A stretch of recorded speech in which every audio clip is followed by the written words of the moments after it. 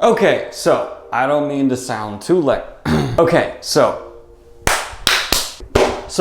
I don't mean to sound too lecturing, but I'm 100% sure you have been up and keeping up with your proper book maintenance. What do I possibly mean by that? When was the last time you cleaned your books? Probably a little bit longer than you try to admit. Maybe you didn't even know you were supposed to clean your books, but yes, you indeed are. And today I'm going to be showing you how to properly maintain your books to make sure your shelf sparkles. Let's go ahead and get into it. First things first, you need to make sure that really the book is clear of any kind of contaminant or folded page. You don't want to be one of those guys with a folded page just sitting there. So just make sure no bookmarks are left in there, no surprises. You want to really make sure the book gets cleared on out. As you can see, this one is clear. Let's do one last little dig in case there's anything really in those crevices. Doesn't look like it, no. This is a book that's ready to be cleaned. Now what you're gonna do is you're gonna wanna first kind of dull these edges. You see these points? You see these points? These are areas that can become problematic for cuts later on. So you really want to get in there and get it nice and clean, as they say, nice and good and clean. So after you get those edges nice and dull, I would say the book is safe to handle. Then we're gonna come through and do what we call a good old blow off. Get that blow off going. And now you're ready for your first major step of cleaning, which is to go ahead and wet the book. Now, the wetter you're able to get the book here, the better for the long-term maintenance and durability. Your grease from your finger, look how greasy these fingies are. The grease from your fingers will build up in this book, and so this is just the best way to get it on out. And if you have a healthy book that you've properly maintained, like I do here, it will absorb quite a large amount of water. So you might even notice that your sink's not even that full. That's because almost all the water has been soaked up in here. That's a thirsty book. Maybe I should have been doing this more often, a little bit more of a watering, but now if we compress, you see some of that water start coming on out. That's a book that was ready to be wetted. Now you got a good wet book, one that really feels like, see how they're starting to get a nice healthy little wrinkle in there? Kill me. That's how you get those textured pages people get so crazy about. You want to have a nice textured page. Look at the end result here. That's a really healthy book. That's a book you could show to your mother and be proud of. Look at that. Oh, now we got a nice, the flared curl that's kind of naturally occurring here.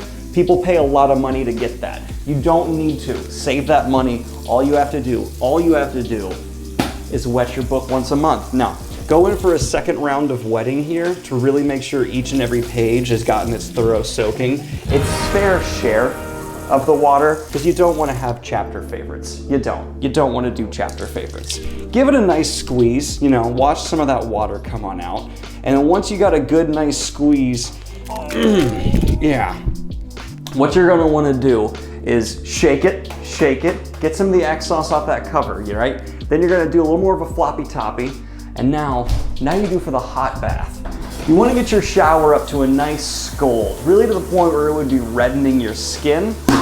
And that's when you know you're ready for that scalding. What the scalding does is it seals in the fundamental minerals that keep those pages crisp.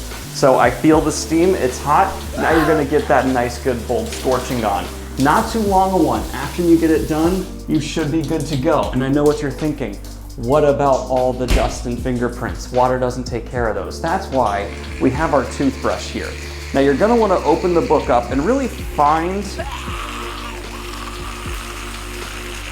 where those fingerprints are, usually up in the edges where you end up holding the book, but you still wanna do a nice thorough cleaning. If you're a responsible book owner, you will open the pages one at a time and do this for every single page. Now, a lot of toothbrushes, especially the electric kind, now have these nice 15-second timers built in. If you heard that, it just went off. Now that's how you know when you should be turning the page to go for the next one. So that's at least 15 seconds per page of cleaning. Very important. Now, what some people say is once you open it up, look, there's still some dryness here on the inside. And that's where we go in for the full toilet soaking. Now, I'm gonna go ahead and dip this in the toilet real quick. I'll be right back.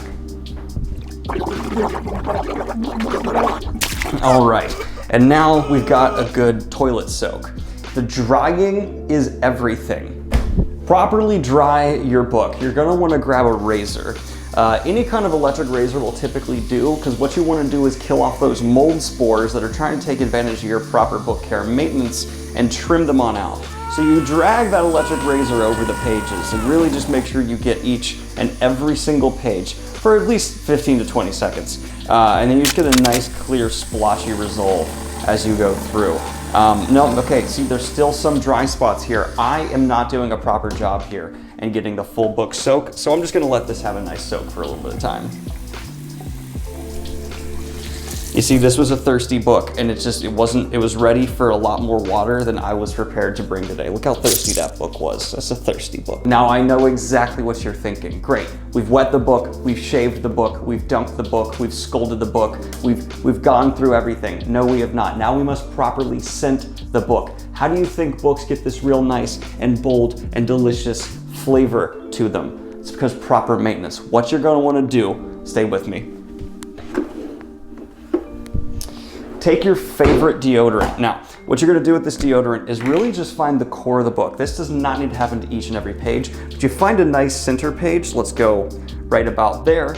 With his last failing senses, Frodo heard cries. That sounds like enough plot point to go ahead and deodorant this book on up. Now, you're gonna get a nice layer on both pages, but you don't wanna overdo it. You don't want this book smelling up the whole room, right? You want it to blend into your collection. So you close that, get the nice waft in there so it's nice and thorough. Now we're at the dangerous point, and this is what a lot of novice book care people forget to do, and that's to get a proper moisturizing cleanser. I have a matcha hemp hydrating cleanser, and this is gonna be the finishing touch we never knew we needed. So you're just gonna take a little healthy, oh, you gotta open up the bottle first, you little goof.